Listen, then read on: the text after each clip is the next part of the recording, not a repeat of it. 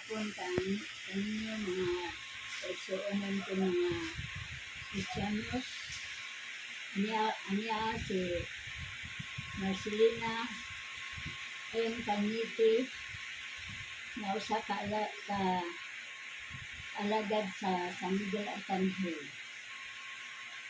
Ito nagpakita sa akong nahimo parte sa Ginoo nga iyang gihatag sa akong kinabuhi na pagserbisyo din sa parokya, isip, katikista, doktor, kantor, WAP, Corazon de Jesus, evangelization, sa pagpangalagad sa mga katauhan, sa pagmission sa akong pagka-katoliko. Hinaotin ka na nasabtan ko ninyo nga sa akong pagpangalagad sa maunang ang akong edad karon 80 na ko, pero wala ko mubuhi sa pagpangalagad sa Ginoo. Kay siya man ang nagunit sa akong kinabuhi, uban sa tagsa-tagsa na ako kapamilya sa akong mga anak. Isang lain-lain ang among pagtuo, pero wala din ko magpa-dani sa akong mga anak sa ilang pag-agdi ka na ako nga mag-born again. O nga akong gibarugan gid ang akong pagkakatoliko. Ani ako karon mindahay kaninyo nga unta. Bisan dili kamo mahisama kanako, ayaw kamo pagbiya paggunit sa atong kanang parokya, paggunit kan San Miguel Arcangel na atong patron, kay siya may atong tigpangama ngadto sa atong langit mong amahan. Ako wala gyud ko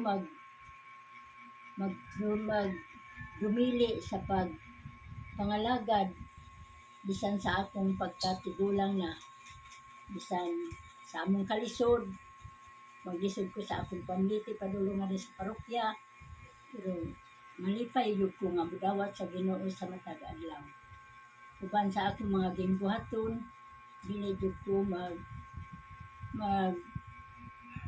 absent sa mga schedule pananglitan aron sa pagtuman sa akong mga isaad sa Ginoo. O karon isip nga lagad din sa isip Katoliko nga dinhi nagserbisyo sa atong parokya, manginaot ko kaninyo nga ayaw sad mo pag makuli sa pagpangalagad isip mga alagad diri sa San Miguel Arcangel atong parokya. O ako lang hangyo sa kaninyo nga akong mga kaubanan nga bisan sa atong kalisod magahin gyud ta sa pagsimba sa atong mga schedule, isip mga nag-alagad kanila. So, ako kamong hagiton nga karon sa akong pangidaron nga unta mahisama kamo, bisan dili na lang mahisama sa akong edad, basta panahon na nain yung mga problema, ayaw kamo kalimot sa pagdangop sa atong langit mong amahan, kay siya man ang nagdunit sa atong kinabuhi. O mayong hapon kaninyong tanan, ug daghang salamat.